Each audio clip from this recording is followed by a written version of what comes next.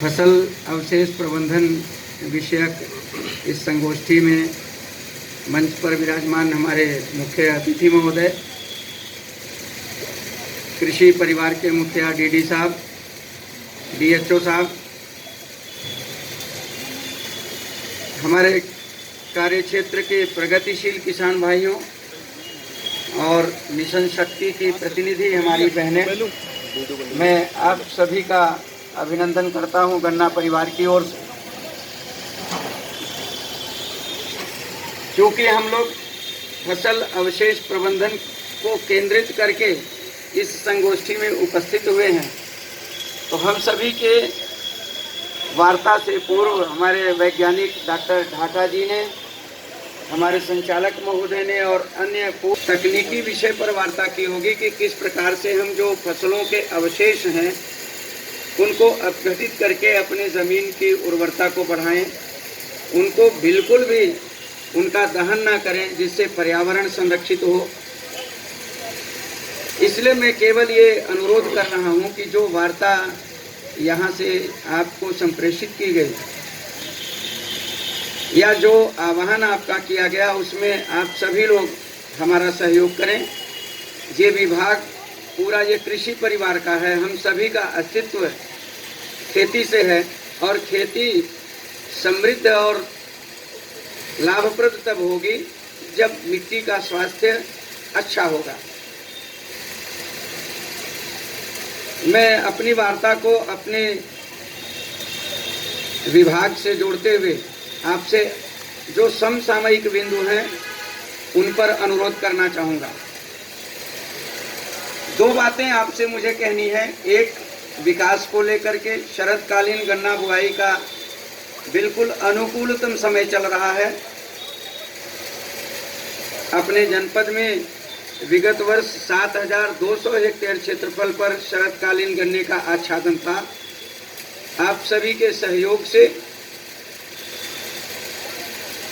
इस वर्ष अभी जबकि बुआई के एक सप्ताह अच्छे से बीते हैं, बीच में बारिश के वजह से बाधित रहा, तो करीब करीब हम लोग 2,400 हेक्टेयर शरदकालीन गन्ने की बुआई कर चुके हैं।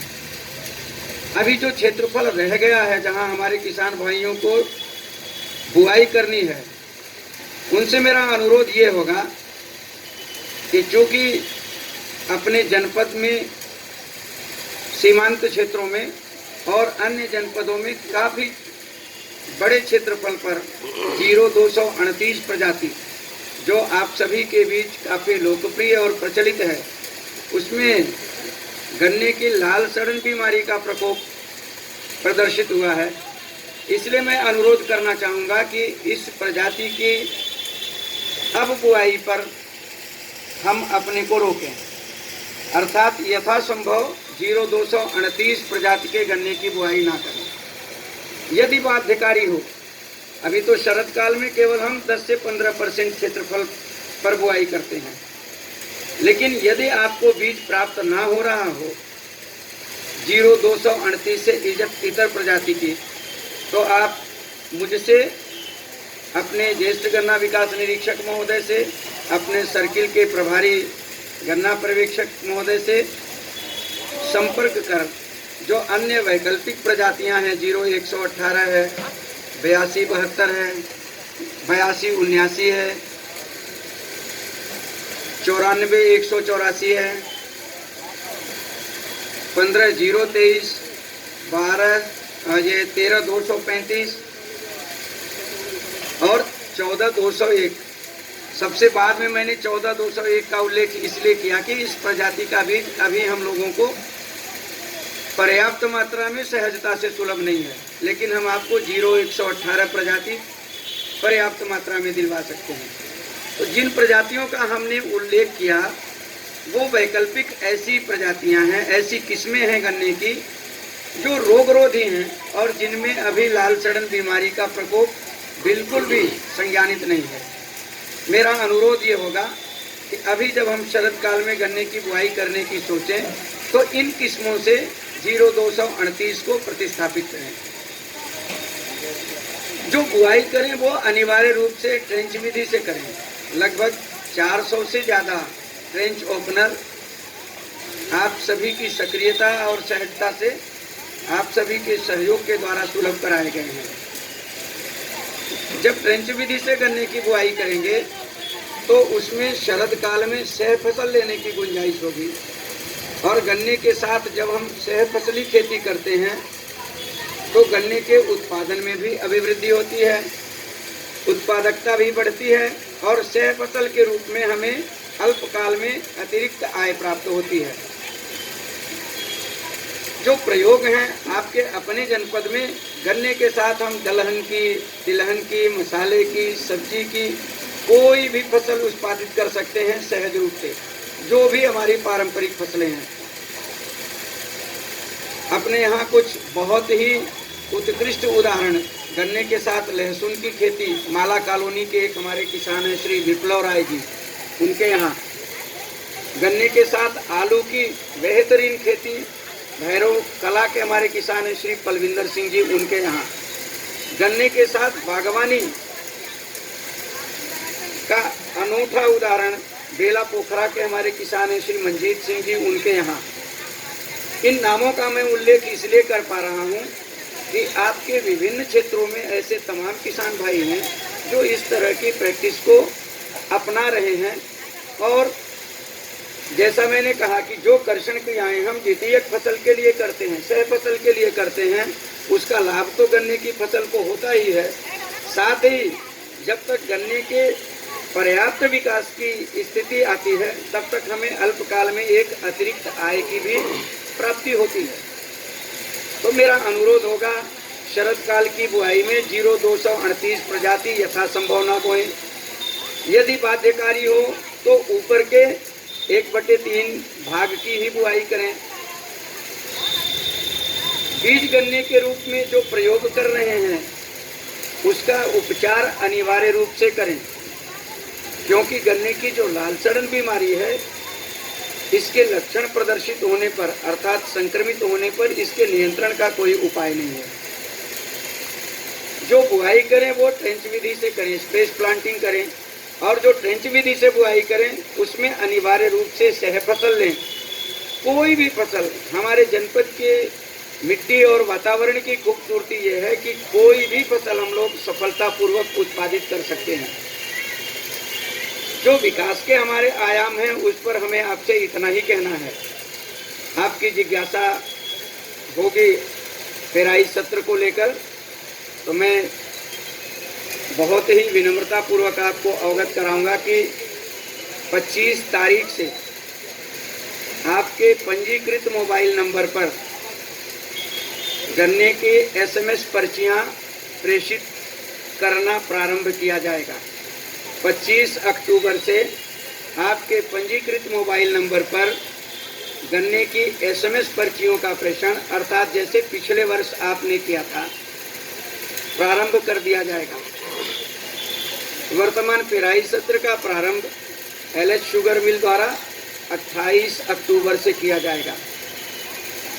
हम लोग बिल्कुल करीब हैं, पिछले साल से लगभग 1 सप्ताह पहले हम चल रहे हैं।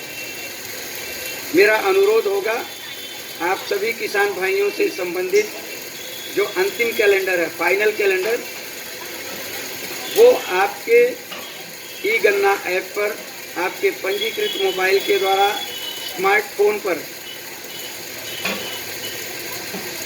सुलभ है। अपने से संबंधित आंकड़ों का अवलोकन अनिवार्य रूप से कर लें। जब हम लोगों ने सर्वे किया था आप सभी के सहयोग से तो सर्वे की स्लिप दी गई थी, फिर गांव-गांव में सर्वे का प्रदर्शन किया गया था जिसे आप डिस्प्ले कहते हैं। पिछले महीने में 10 दिन का हम लोगों ने समिति स्तरीय सट्टा प्रदर्शन मेला पूरे जनपद की सभी 4 समितियों में आयोजित किया था।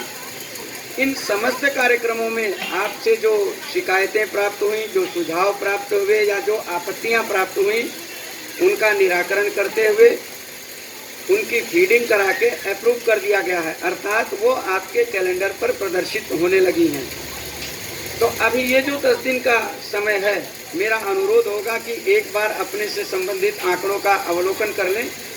यद्यपि वो बिल्कुल अच्छे होंगे जैसे आपने संशोधन के लिए अग्रेसित किया था, किंतु आपके देख लेने से प्रतिपुष्टि हो जाएगी। और जो आने वाला पेराई सत्र है इसमें आपूर्ति को लेकर के कोई आपको परेशानी नहीं होगी। व्यवस्था जैसे पिछले साल में थी, आपके मोबाइल नंबर पर SMS पर्ची भेजी जाएगी। यदि किसी कारण से कोई किसान भाई तौल कराने में अक्षम होते हैं, असमर्थ रह जाते हैं, तो उसे स्वतः अगले सप्ताह 7 दिन के अंदर रिवैलिडेट कर दिया जाएगा। साधन की कमी से या किसी परिस्थिति बस यदि फिर भी आप आपूर्ति नहीं कर पाएंगे तो पुनः उसको रिवैलिडेट कर दिया जाएगा। अर्थात आपको कहीं भी किसी भी दफ्तर में घर से निकल के आने की आवश्यकता नहीं है।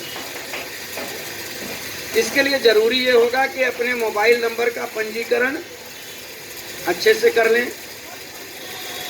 ये सुनिश्चित हो लें कि मोबाइल में जो इनबॉक्स है वो खाली रहे, अर्थात संदेशों के आने की गुंजाइश बनी रहे। तो एक बार मोबाइल का इनबॉक्स खाली कर दें नए सत्र के लिए। और ये बिल्कुल कहने की आवश्यकता नहीं कि मोबाइल चार्ज रहे, दुरुस्त रहे, ताकि जो संदेश जा रहे हैं वो आप तक पहुंच सकें। तकनीकी रूप से ये होता है कि अगर वो अप्राप्त रहे, आपने देखा नहीं, मोबाइल में रिसीव नहीं हुए, तो वो 24 घंटे के बाद वॉश आउट हो जाते हैं। तो मोबाइल नंबर का पंजीकरण दुरुस्त हो, मोबाइल का इनबॉक्स खाली हो। अगर किसी ने एक DND ऑप्शन होता है उसको एक्टिवेट कर रखा है तो उसे डीएक्टिवेट कर दें ताकि वो संदेश जा पाए। जब इतना कुछ हम लोग कर लेंगे तो आप आश्वस्त रहें कि पेराई सत्र में आपको कोई परेशानी नहीं होगी। फिर भी किसी स्तर पर अगर कोई कमी रह गई है तो हम हमेशा आपके बीच सुलभ रहने वाले हैं। और शायद आप लोग तस्दीक करें, मैं 9:30 बजे से आप लोगों के लिए कार्यालय में सुलभ रहता हूं। किसी भी प्रकार की शिकायत के लिए, सुझाव के लिए, आपत्ति के लिए, सहयोग के लिए मैं और मेरी पूरी टीम आप सभी के बीच में सुलभ रहती है। एक बार पुनः आप सभी को नमस्कार कहते हुए, माताओं का, बहनों का, सबका धन्यवाद ज्ञापित करते हुए और अपने मुख्य अतिथि महोदय के प्रति आभार ज्ञापित करते हुए अपनी बात को विराम देता हूँ। सभी से नमस्कार।